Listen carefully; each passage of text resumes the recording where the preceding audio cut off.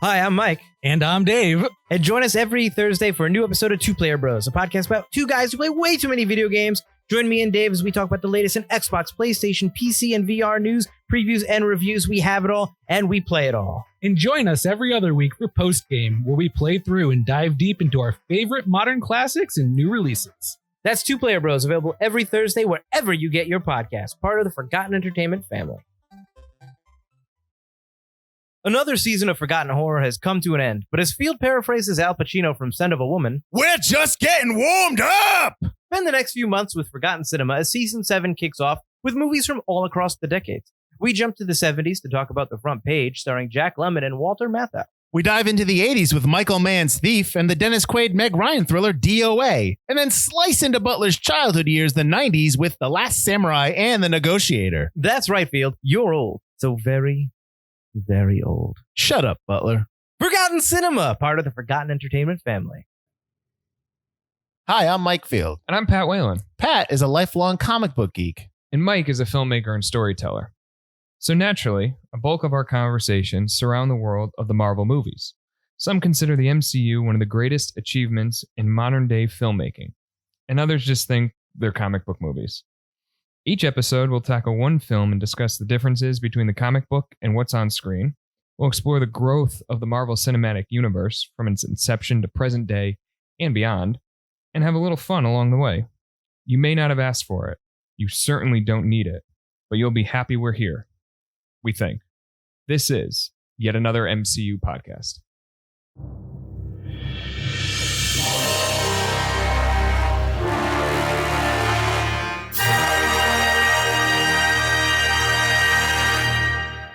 Hey, welcome to another bonus episode of yet another MCU podcast. We are going to talk about the idea of secret identities or no secret identities within the Marvel world, not also the comic, but also in what's the going MCU. on with the MCU? Right. I don't know where you want to kick off with this, but I guess why don't you go with... No, what I want to bring up is a quote from Kevin Feige. Back in 2013, he had told the news site Bleeding Cool, the one common trope that we haven't done in the MCU is the secret identity thing. I thought that had been overplayed for a long time, which is why we had Tony Stark out himself at the end of the first movie. We were sort of announcing to the audience that we're not going to play that game. And Robert Downey Jr. had famously ad-libbed I am Iron Man at the end of the first Iron Man movie. And it didn't just set the tone for the rest of the MCU, it allowed it to flourish. So that's where we are. Secret identities had been a huge part of comic book superheroes since the dawn of superheroes. True. Since the beginning. Since the beginning of time. And what they did in this one was they cut that out right away. And we had explored, that going back to the Sam Raimi Spider-Man movies, you remember that much of the movie was Peter dealing with the fact that he was Spider-Man, but also was Peter Parker, and he had to balance his life of being a superhero and being just a normal college student, and really couldn't do it. Right. And in this day and age, it's very difficult to keep any kind of secret. Right. And so in the MCU, we have these characters that are not so much trying to hide who they are, they're celebrities. And I'm wondering, does that change the story for you? Does it make it more impactful? Does it make it more engaging than it would have if we had to deal with that dual identity thing? I think it makes it less relatable unless you're a celebrity. I mean, unless you're The Rock and you know like what it's like to be a celebrity. Mm-hmm. I don't think people that read these comics don't have, I just think there's a relatability factor that you lose. That's all. In terms of the comics, but even in the movies. But the movies is escapism, so it's a little bit different feel. I keep saying this, but like when movies start coming out, people start going to movies. I don't want to see movies about quarantine. I don't want to see movies about the COVID-19 pandemic. Right. I want to see escapism movies. I want to see Mike's movies... saying he wants to see superhero movies. He's been trapped inside too long. Because that movies are meant to take you to another place. It's not meant to remind you why you're where you are. Yeah. So that's all. But go back to what you're saying. No, that was it. If I told you for years and years that Tony had pretended that Iron Man was his bodyguard, or his bodyguard was Iron Man, would you have liked to see them pretend that Happy was the superhero for an extended period of time? But then he would be the celebrity. You're just changing you're just kind of putting it off on somebody else. Well, let me ask you this, because you talked about in the beginning of Iron Man, he says, "I am," at the end. Excuse me, the end of Iron Man, he says, "I'm Iron Man." Why is everyone so quick to believe him? Why isn't nobody like, "Yeah, okay, pal, okay, prove it"? Like, why is Well, he everyone was so reported quick? to be involved in it. Yeah. But come on, prove it. Where is it? Where's the suit? But anyways, He go could ahead. take the suit out. Because in the next movie, he takes the suit out and he lands in the beginning of Iron Man 2. Yeah, no, I know. He walks up. Yeah. He lands on the stage in the suit. Yeah, I got you. So yeah, but the funny thing while this was happening, well, Iron Man came out in May of 2008, and Tony's saying, "Yes, I am Iron Man." In July of 2008, do you remember what movie came out? 2008. Dark Knight. Dark Knight. Yes, I remember. Remember the plot of Dark Knight where they were dealing with Bruce sharing his identity? Yes. It was, basically, oh God, I'm going to do the two halves of the same coin, but that's the Two-Face thing, damn it. But that was it. I mean, that was the kind of pivot point for these two studios, is DC went and hasn't really known what they've been doing for a long time, and Marvel has been Marvel. But I will say that the Nolan Dark Knight trilogy I enjoy. Oh, I absolutely enjoy it. Yeah. And I think it tells a concise story. I was, there's moments of Dark Knight Rises that I'm a little miffed by. Ooh, like what? Dark Knight Rises. Oh, come on. It's not bad. It's not great.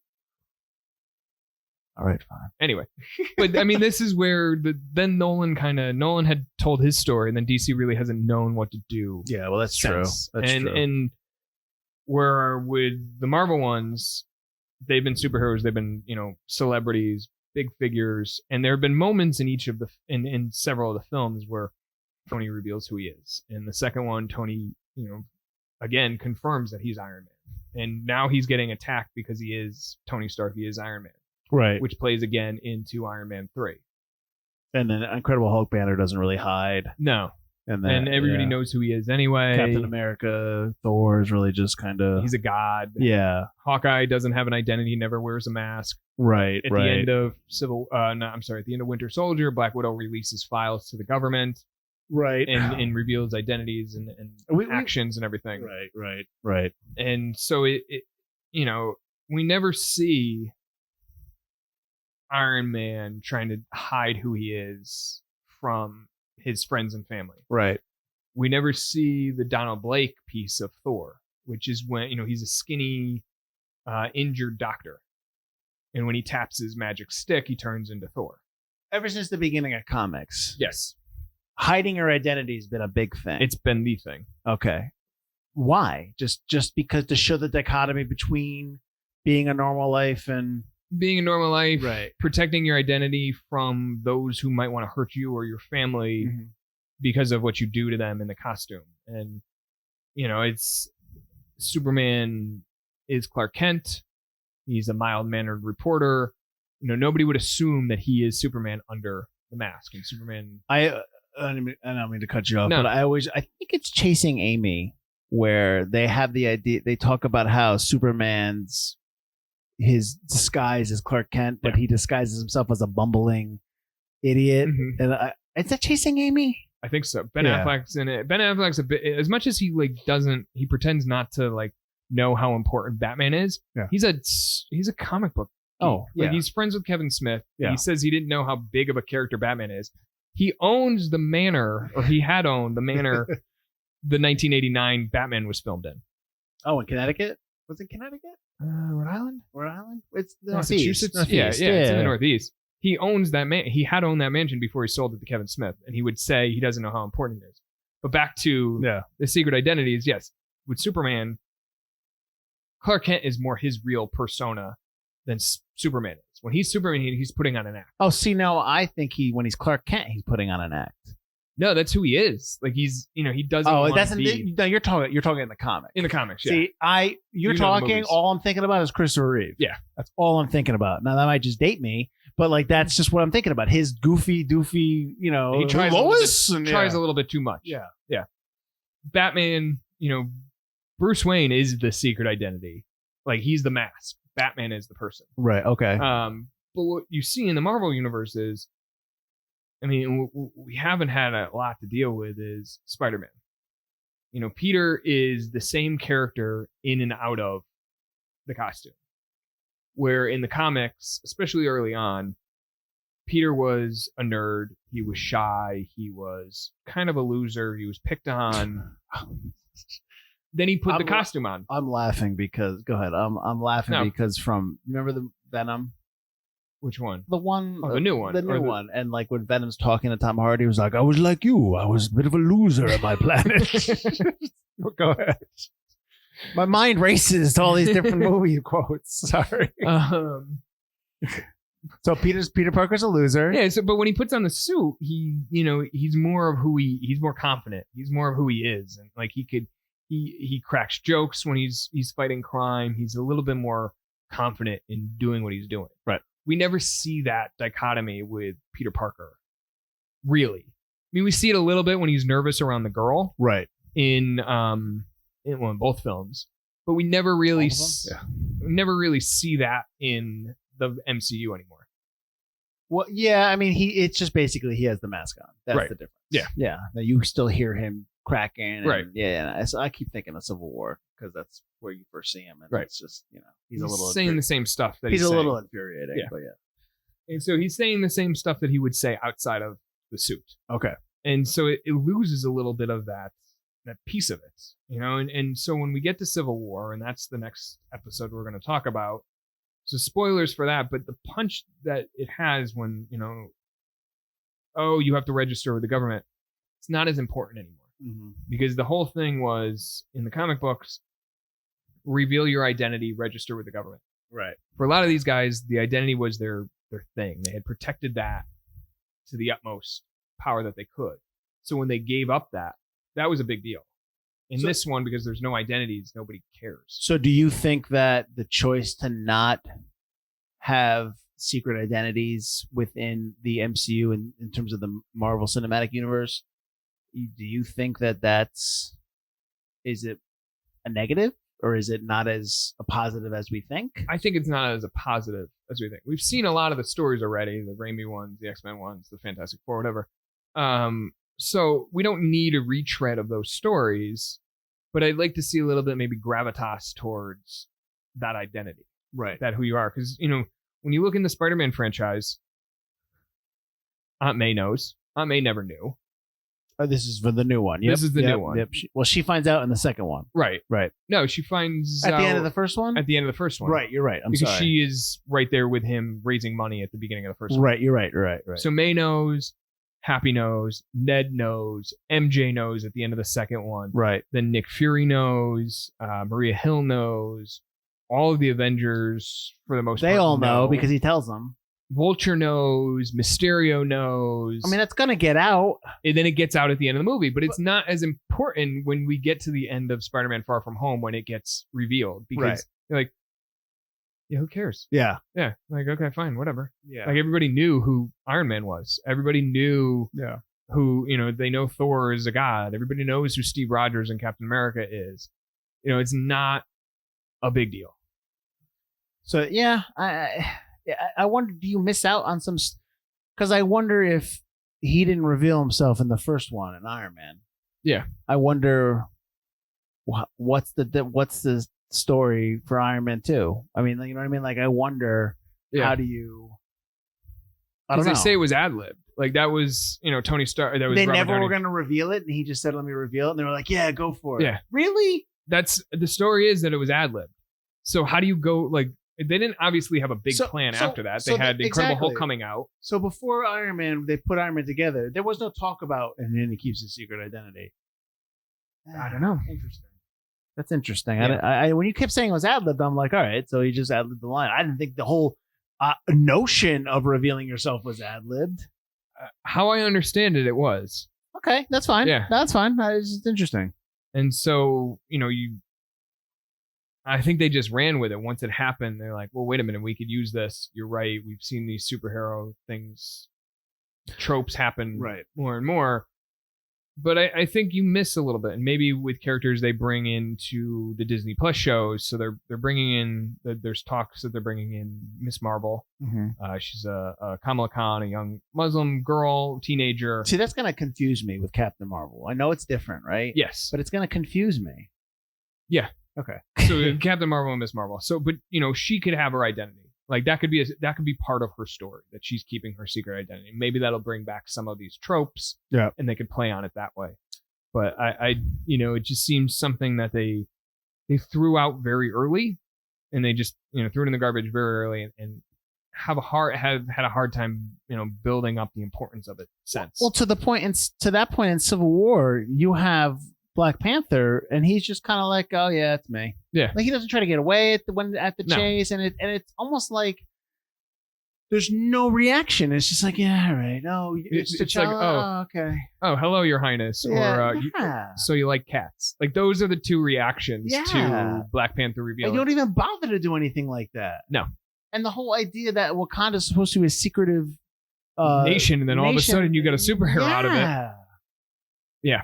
I wonder if you lose something there. Mm-hmm. Interesting. Yeah. So that's what I wanted to talk about in this episode is, how this lack of super identities maybe impacts the Marvel Universe and what it can mean going forward. Because now we have a whole, we don't like to speculate, don't like to do rumors on what is happening in the next. Do it. I got no rumors. I don't know what's happening. Sorry, I'm coughing. Go ahead. But it's just one thing that maybe they revisit now that we're getting a new branch, like a new branch of superheroes coming in. Well, tell me. Well, let's talk about what's coming out, what's coming up, because I don't know anything. I don't know anything about the new movies coming out. The other ones, I don't know anything about Shang-Chi. These people have secret identities. Like, what's the deal here? Not really. So no, I guess we're not doing that. Yeah. I don't know what happens after this. I don't know what's on tap after. Okay. They're probably not. They're probably just gonna keep going. Just do the same thing that they've been doing. I mean you're not even gonna have secret identities in terms of the MCU movies that take place within the space, like Guardians of the Galaxy. No, you never needed that. You don't have any of that stuff. They do kind of do some. I mean, would you equate the at the end of Spider-Man: Far From Home, Sam Jackson is revealed to be what's Skrull? Yeah. Does that count as a secret? That's kind of like that's kind of like a secret thing where that nobody else knows. Yeah. Yeah. But Nick Fury knows. Yeah. So he sent him down there. So it was a weird thing. Yeah. Yeah. Maria Hill is one too, right? Yes. Yes, because she's. I get. Yeah. All right. I mean, I guess the closest that we've gotten in a branch of the MCU or Marvel Studios or shows that we haven't explored yet is Daredevil. True. Is the Netflix shows. Not so much Luke Cage. Like you learn pretty quickly that he never tries to cover his Iron ID. Fist or Jessica Jones. Danny Rand. Daredevil. In case you haven't known, he's the immortal Iron Fist. So bad. I mean, Jessica Jones is Jessica Jones. She doesn't give, she doesn't care. Yeah. But Daredevil, for at least the first, season and a half, he's hiding his identity from, the two people. The people that he knows. Yeah. Two people that, man, I hate it. I hated Iron Fist. Oh, Iron Fist is bad. Yeah. So, and you get to see that because Daredevil, again, it's a big part of who he is, right, as a character. He's blind, Matt Murdock, and he's been accused of being Daredevil on a number of occasions, and his excuse is either, I'm blind. How could I do all that stuff? Yeah. Obviously, we know he has heightened senses and heightened abilities. The other piece is, he would say his identical twin brother, Matt Murdock. I'm sorry, Mike Murdock. Yeah, he is Matt Murdock. I heard that. Come on, his brother, Mike Murdock, was running around or was the person who could see and do things, and it was just like, that was early 60s, 70s comic books trying to get around some of these tropes, and it's hard with some of it because you lose that piece of the superhero trope. Right. And I get it. I mean, it's just a different way to tell the story, and it just takes you down a different path. Whether that's bad or good, I think it doesn't matter. It's just just tell the story well. So yeah. All right, sweet. This is a nice short one, Pat. I like it. I like the short bonus episode. Yeah, we'll see you next week. Yeah, absolutely. That's it. I got nothing. Bye. Yeah. All right. Remember to no recommended reading. No. Ah, man, you're really disappointing me here. Sorry. All right. I mean, you want recommended reading? Go read comic books where there are superhero identities. It's a little snotty, Pat, but all right. Go read Super Gods by Grant Morrison. Hey, all right. You got it there. Forced recommended reading. Go check out Super Gods by Grant Morrison. And then please remember to download us wherever you get your podcast. subscribe, rate, review, and leave us some notes in the comments if you think we missed anything. Which we usually do. And we'll see you next week. Take care.